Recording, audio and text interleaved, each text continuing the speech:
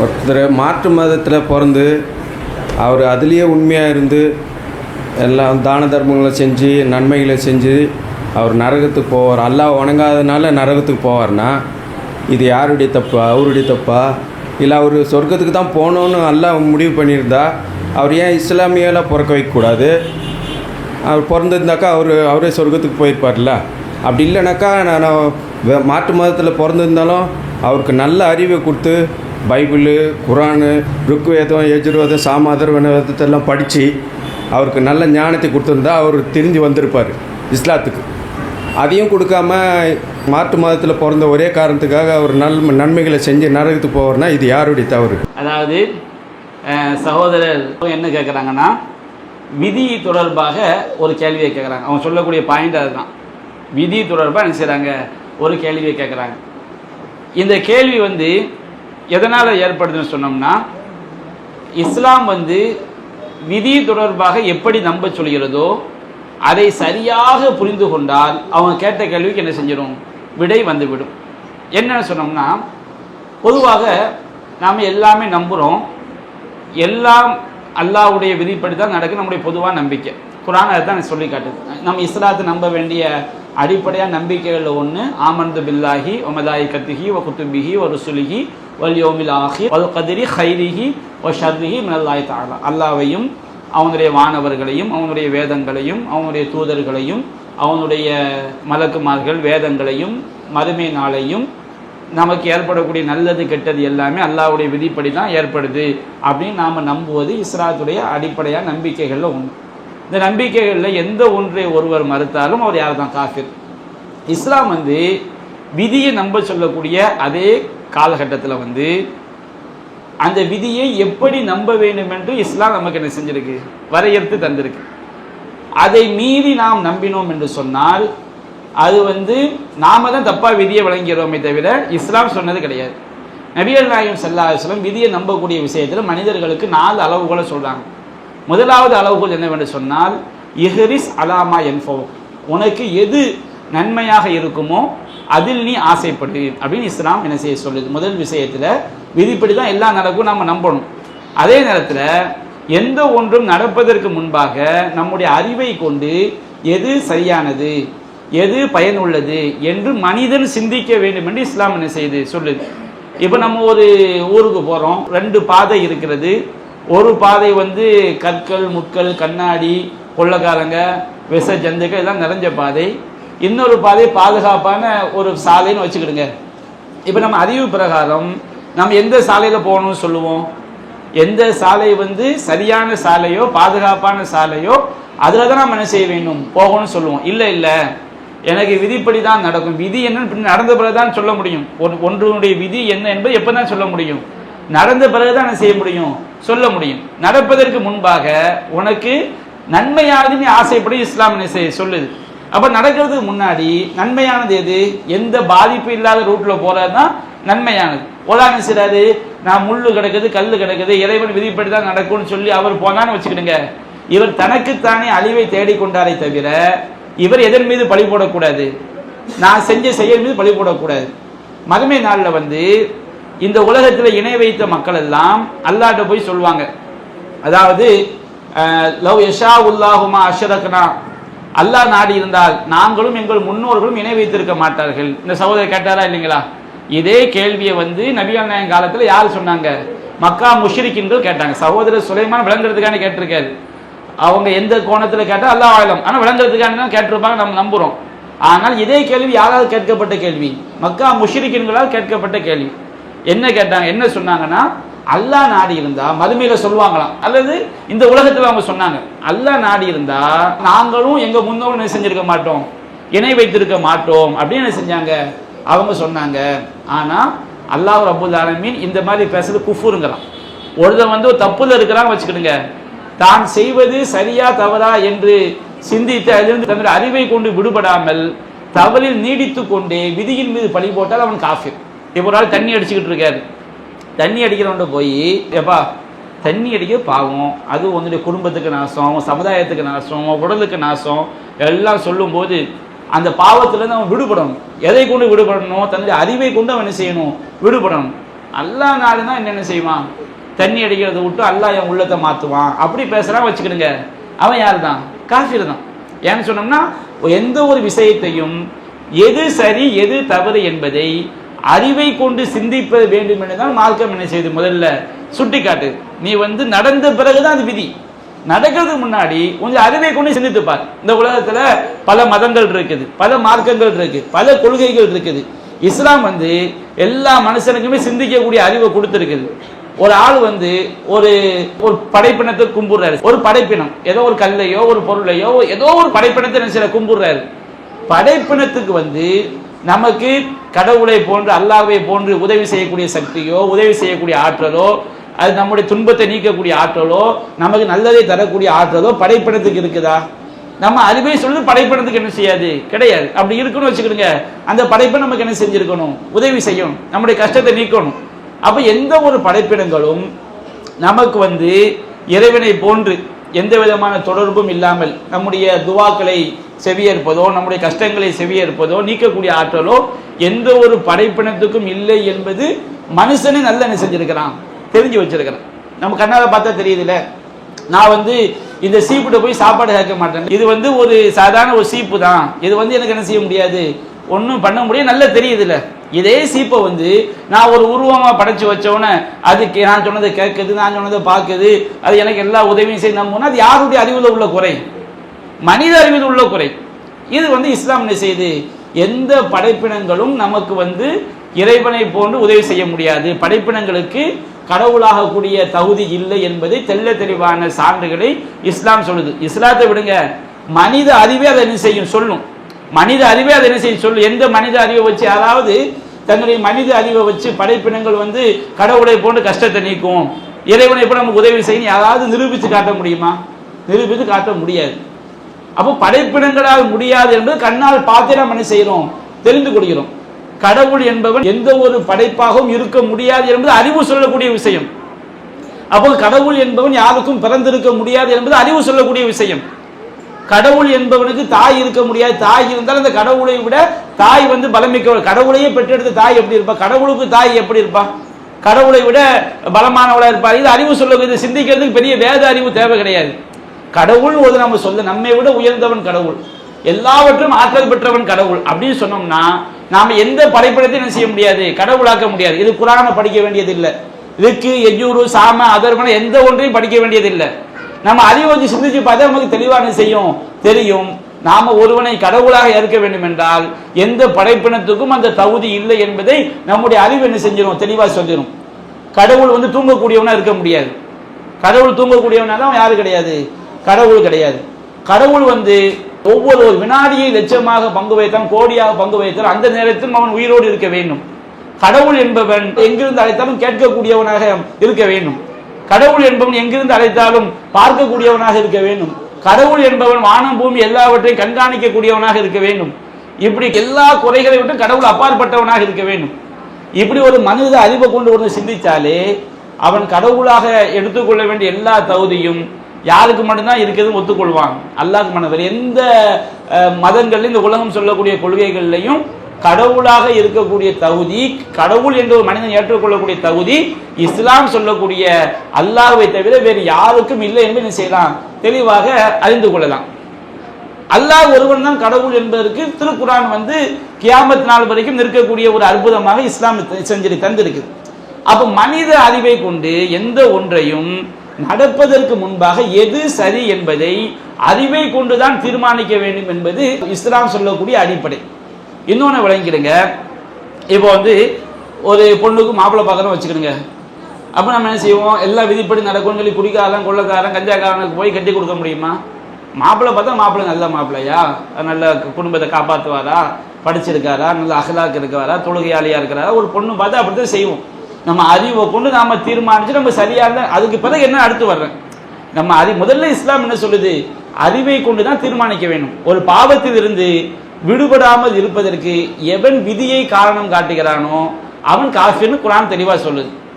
அல்லாஹ் ரப்பல் ஆலமீன் திருமறை குரான்ல அல்லாஹ் சொன்னா, நீங்க உங்களுக்கு அல்லாஹ் தந்த செல்வத்திலிருந்து ஏழைகளுக்கு என்ன செய்யுங்க? தர்மம் செய்யுங்க அப்படின்னு அல்லாஹ் சொன்னான். அல்லாஹ் சொன்னவன குரானில் வந்து குரான் சொல்லி காட்டுது, நுத்துழிமுனா மல்லோ யஷா அல்லாஹு அத்தாமனா, அல்லாஹ் தான் நீ உணவளிக்கக்கூடிய நீங்கள் சொல்கிறீங்க, அல்லாஹ் உணவளிக்க நாடியவங்களுக்கு நாங்கள் ஏன் உணவளிக்க வேண்டும் அப்படின்னு செஞ்சாங்க, கேள்வி கேட்டாங்க.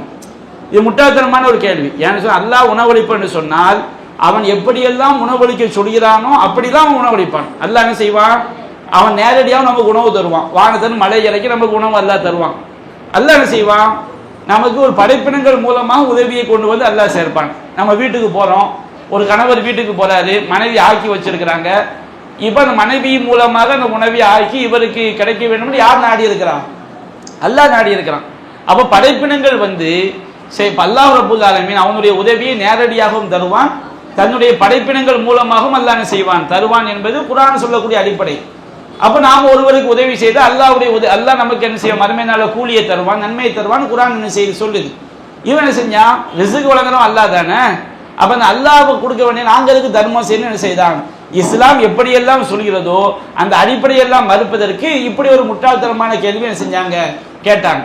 அதே மாதிரி காஃபிர்கள் கேட்டாங்க, அதாவது மை யுஹில் இதாம வஹிய ரமீம், நம்முடைய எலும்புகள் எல்லாம் மக்கி போன பிறகு அதை மீண்டும் உயிர் கொடுத்து எழுப்புவன் யாருன்னு கேட்டாங்க. அப்போ அல்லாஹ் சொன்னா பதில், அவன் என்ன செய்யறான், அறிவு உங்களுக்கு சிந்திக்க மாட்டேங்கிறான். அல்லாஹ் கேட்கிறான், ஹல்லாத்தா அதல் இன்சானி ஹீனு மின ஜஹிர் லம் யகுன் ஷையம் மதுக்கூரா, மனிதனுக்கு ஒரு காலம் இருந்தது, அந்த காலத்துல என்னவா இருந்த, உனக்கு வயசு 40னா 41 வருஷத்துக்கு முன்னாடி நீ யாரு சொல்லு, 41 வருஷத்துக்கு முன்னாடி நீ யாரு, எவனா சொல்ல முடியுமா? எனக்கு வயசு 41 வச்சுக்கிடுங்க, 42 தாயுடைய வயத்துல நான் உண்டாவதுன்னா நான் யாரு, நான் ஒண்ணுமே கிடையாது. அப்போ ஒண்ணுமே இல்லாம இருந்த ஒன்றை வந்து இறைவன் வந்து ஒரு விந்து துளியாக்கி அதை கருமுட்டையாக்கி அதை கருவாக்கி அதுக்கு எலும்புகளை போர்த்தி அல்லாஹ் தாயுடைய வயத்துல வளர வச்சு உன்னை குழந்தையா வெளியே கொண்டு வந்து உன்னை படிப்படியா ரப்பு வந்து வளர்த்தெடுக்கலையா? ஒண்ணுமே இல்லாம உன்னை படைத்த இறைவனுக்கு நீ அழிஞ்சு போன பிறகு உண்டாக்குற கஷ்டமா? அல்லாஹ் கேட்கலாம், அந்து மஷத்து ஹல்கன் அமி சமாவ பனாகா, உங்களை படைக்கிறது கஷ்டமா வானத்தை படைக்க கஷ்டமா? அல்லாஹ் கேட்கறான். மனுஷனை படைக்கிறது கஷ்டமா வானத்தை படைக்கிறது கஷ்டமா? செஞ்சு பார்த்தா வானத்தை படைக்கிறது ரொம்ப கஷ்டம். அந்த வானத்தையே அல்லாஹ் என்ன செஞ்சிட்டான், ரஃபா சம்கஹா ஃபஸவ்வாஹா வஅகதஷ லைலஹா வஅஹரஜ லுஹாஹா, அதனுடைய முகடுகளை உயர்த்தி சீராக்கி அதனுடைய இரவை வந்து சூழ வைத்து முற்பகலை வெளிப்படுத்தி ரப்பு செஞ்சிருக்கிறான். ஒன்னும் வெளியே கொண்டு வந்து பெரிய கஷ்டமா? மை யுஹில் இல்லாம வஹிய ரமீம், நாம் எலும்புகளாக மக்கி போன பிறகு நம்மை மீண்டும் உயிர் பற்றி எழுப்புவன் யாருன்னு மனிதன் கிடைக்கினா, குல் யுஹீஹல் அன்ஷாஹா அவ்வளவு மர்ரா, உன்னை முதலாக எவன் படைத்தான், ஒண்ணுமே இல்லாத அல்பமான துளியிலிருந்து உன்னை படைத்த ரப்புக்கு உன்னை மீண்டும் படைப்பது என்ன கிடையாது, பெரிய ஒரு விஷயம் கிடையாது. குர்ஆன் என்ன செய்ய பதில் சொல்லுது. அப்ப அந்த மாதிரி எதுக்கு குர்ஆனை படிக்கணும், எதுக்கு எஜூர் சாம அதர்வன வேதங்களை படிக்கணும், எல்லாத்தையும் கரைச்சி குடிக்கணும் அப்படின்னு அவசியம் இல்லை. அறிவை கொண்டு சிந்திச்சாலே என்ன செய்யலாம், நம்ம நேர் வழியை பெற முடியும். ரெண்டாவது, நடந்த பிறகுதான் விதி, நடக்கிறதுக்கு முன்னாடி அறிவை கொண்டு என்ன செய்யணும், சிந்திக்கணும். ரெண்டாவது, வஸ்தஈன் பில்லாஹ், அல்லாஹ்ட்ட உதவி தேடு. இப்போ நாம் என்ன செய்யறோம், ஒரு தொழில் தொடங்க போறோம், தொழில் தொடங்கிறதுக்கு முன்னாடி நம்ம என்ன தொழில் பண்ண போறோம், அது எந்த இடத்துல வைக்கலாம், சரியான தொழிலா இருக்குமா, மார்க்கம் வந்து ஹராமான தொழிலா ஹலாலா, இதெல்லாம் பார்த்து அறிவை கொண்டு சிந்திச்சு இது சரியா இருந்தால் தொழிலை துவங்கிடும். தொழிலை துவங்கின பிறகு இஸ்லாம் என்ன சொல்றது, அல்லாஹ்ட்ட உதவி தெரியா, அல்லாஹ் நான் தொழிலை துவங்கி இருக்கிறேன், நீ எனக்கு உதவி செய். மூணாவது, வலா தஅஜஸ், நீ வந்து இயலாமல் ஆகிவிடாது. ஒரு தொழிலை துவங்கின பிறகு அல்லாஹ்ட்ட உதவி தேடின பிறகு உழைக்கணும். கடவுள் ஒரு பரீட்சையில் ஃபர்ஸ்ட் மார்க் எடுக்கணும்னு வச்சுக்கிடுங்க, ஃபர்ஸ்ட்டு பள்ளிக்கூடத்துக்கு போகணும், பாடங்கள் நல்லா கவனிக்கணும், அல்லாஹ்ட்ட உதவி தேடணும். அல்லாஹ்ட்ட உதவி தேட புக்கை மூடி வச்சுட்டு உட்கார்ந்தா ஃபர்ஸ்ட் மார்க் எடுக்க முடியுமா? எடுக்க முடியாது. அந்த பாடங்களை என்ன செய்யணும், சோர்வு இல்லாமல் படிக்கணும். இரவு பகல் எல்லாம் உட்கார்ந்து என்ன செய்யணும், பாடங்களை படிக்கணும். இந்த மூன்றையும் நம்ம செஞ்சிட்டோம். மூன்றையும் செஞ்ச பிறகு சில நேரங்களில் நம்ம நினைச்சதுக்கு மாற்றமாக நடக்கலாம். நல்லா படித்து பரீட்சை எழுதியிருப்போம், என்ன செஞ்சுருப்போம், பரீட்சை எழுதும்போது ஏதாவது தலைவலி ஏதாவது வந்து சரியாக எழுத முடியாமல் போயிட்டுன்னு வச்சுக்கிடுங்க, ஃபெயிலாக போயிட்டோம். நடந்து முடிஞ்ச பிறகு விதின்னு நம்பு, நடந்து முடிஞ்ச பிறகு விதின்னு நம்பு. ஃபைன் அசாபக ஷைஉன், உனக்கு ஏதாவது பாதிப்பு உண்டாகி விட்டால் ஃபலா தகுல் அன்னி லவ் ஃபஅல்து லவ் அன்னி ஃபஅல்து கதா கான கதா வ கதா, அப்படி நடந்தா இப்படியா இருக்குமே, இப்படி நடந்தா அப்படியா இருக்கும், நடந்த பிறகு பேசாத. இது எல்லாம் எப்போ பேசணும், நடக்கிறதுக்கு முன்னாடி என்ன செய்யணும், அறிவை கொண்டு யோசிக்கணும். அப்போ நமக்கு ஒரு கரெக்டாக நம்ம நடக்கிறோம், ஒரு ரோட்டில் போகிறோம், ஹெல்மெட் போட்டுக்கிட்டோம், கரெக்டாக பிரேக் பிடிக்கிற வண்டியில் போகிறோம், சரியான வேகத்தில் போகிறோம், கரெக்டாக எல்லாம் கரெக்டாக போகிறோம், முன்னாடி ஒன்றும் தண்ணி அடிச்சு நம்ம மேலே மோதி கைகால் முடிஞ்சுன்னு வச்சுக்கிடுங்க, இது அல்லாஹ்வுடைய விதின்னு நடந்தோம். இதுக்கு மேலே இந்த உலகத்தில் யார் என்ன சொல்ல முடியும்? நான் கேட்குறேன், இந்த உலகத்தில் வந்து ஒருத்தன் கரெக்டாக போகிறான், கரெக்டாக போகும்போது இன்னொருவன் செய்த தவறினால் அவனுக்கு வந்து பாதிப்பு உண்டாயிட்டுன்னு வச்சுக்கிடுங்க. இவன் வந்து இது இறைவன் தந்த விதின்னு அவன் நம்பினா மட்டும்தான் அவனுக்கு வந்து அது வந்து விடுபட முடியும். இஸ்லாம் சொல்லக்கூடிய இந்த அடிப்படையை விட வேற எந்த அடிப்படையும் எந்த நாத்தியவாதியும் யாரும் என்ன செய்து விட முடியாது, சொல்லிவிட முடியாது. அவங்க தன்னம்பிக்கை எடுக்கக்கூடாதும்பாங்க. அந்த தன்னம்பிக்கையை தான் நம்ம என்ன சொல்றோம், அல்லாஹ்னு நம்பிக்கையை வைக்கிறோம். அல்லாஹ் வைக்க நம்பிக்கையை விட பெரிய நம்பிக்கை என்ன இருக்குது? இறைவன் நமக்கு உதவி செய்வான். இறை நம்பிக்கையை தான் அவனை மீண்டும் எழுச்சி பெற வைக்கும். இஸ்லாம் வந்து அந்த குருட்டாம் போக்கில் வந்து எல்லாத்தையும் செஞ்சுட்டு விதியை நம்ம இஸ்லாம் சொல்லல. அதே நேரத்தில் நமக்கு சொர்க்கமா நரகமானது எப்போ தெரியும்? ஆகிரத்துல தெரியும். இந்த உலகத்தில் நமக்கு நடக்கக்கூடிய பாதிப்பு இந்த உலகத்தில் தெரிஞ்சிடும். நம்ம அல்லாஹ்வுடைய விதி நம்பிட்டு போயிடுவோம். சொர்க்கமா நரகமா எப்போ தெரியும்? ஆகிரத்துல தெரியும். அப்போ நம்ம சொர்க்கமா நரகமானு நம்ம போறதுக்கு இந்த உலகத்தை என்ன செய்யணும்? நீ சொர்க்கத்தை போகணும்னு ஆசைப்படுற, நரகத்தை இஸ்லாம் சொல்ற நம்பிக்கை சரிதான் அப்படின்னு நம்புனா ஒருத வந்து அதெல்லாம் இஸ்லாம் சொல்ற பொய்யுங்க, இஸ்லாம் நரகம்லாம் பொய்னா நீ எதுக்கு இந்த கேள்வி கேட்குற? இஸ்லாம் சொல்ற பொய். ஒருத வந்து என்ன செய்யறான், சுடுகாட்டில் பேய் இல்லைங்கிறான். பேய் இல்லைன்னு சொன்னா வச்சுக்கிடுங்க, அவன் சுடுகாட்டில் போய் தூங்குறதுக்கு பயப்படலாமா? பேய் இருக்குன்னு நம்புறான் வச்சுக்கிறான். அவன் நீ ஏன்டா பயப்படுற, பேய் வந்து தாக்கிடுங்கிறான். அவன் உண்மை நம்புறான். ஒருத்தன் என்ன செய்யறான், பேய் இல்லை நம்புறான். அவன் பேய் இருக்கு நம்புறவன்ட போய் ஓன் பேய் என்ன மட்டும் ஏன் தாக்குதுன்னு கேள்வி கேட்டா, அவன் நம்புறான், நீ என்ன செய்யல, நம்பல நீ எதுக்கு கவலைப்படுற? ஒருத்தன் வந்து நம்பவே இல்லை, அந்த பேய் இருக்கு, ஒரு நம்பவே இல்லை. ஒருத்தன் பேய் இருக்கு நம்ம அந்த பேய் வந்து தன்னை அடிச்சிடும், தன்னை சாப்பிட்ரும் அப்படின்னு நம்புறான்னு வச்சுக்கிடுங்க. இது பேய் இல்லைங்கிறவன் போய் உன் பேய் என்ன கொன்றுமா, அது என்ன உன் பேய் என்ன வந்து கொல்ல வருது கேட்டா, டேய் நீ நம்புனா அதை நம்பிட்டு போ, நம்பிட்டு நீ அப்படி கேள்வி கேளு.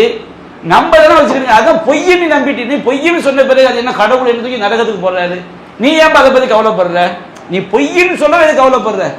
எவன் வந்து அதுக்கு பயப்படுறானோ அவன் தான் அதுக்கு என்ன செய்யணும், கவலைப்படணும். இப்போ நம்ம கவலைப்படுற நரகத்துக்கு போய் விடுங்க, நம்ம ஏன் கவலைப்படுறோம்? நாம் அதை உண்மைன்னு நம்புறோம். அந்த நரகத்துக்கு போயிடக்கூடாதுன்னு பயப்படுறோம். நான் சொர்க்கத்துக்கு போகணும்னு ஆசைப்படுறோம். இவங்க நம்பவே இல்லை. ஒரு சாரா நம்பவே தான் வச்சுக்கணும். சொர்க்கம் நரகம்னா பொய்யின்னாச்சு. அது என்ன உங்க அல்லாஹ் என்ன எங்களுக்கு நரகத்துக்கு போறான்னு கேட்டா, அந்த கேள்விக்கு உனக்கு என்ன நியாயம் இருக்குன்னு கேட்கறது. நியாயம் வேணும் இல்லை.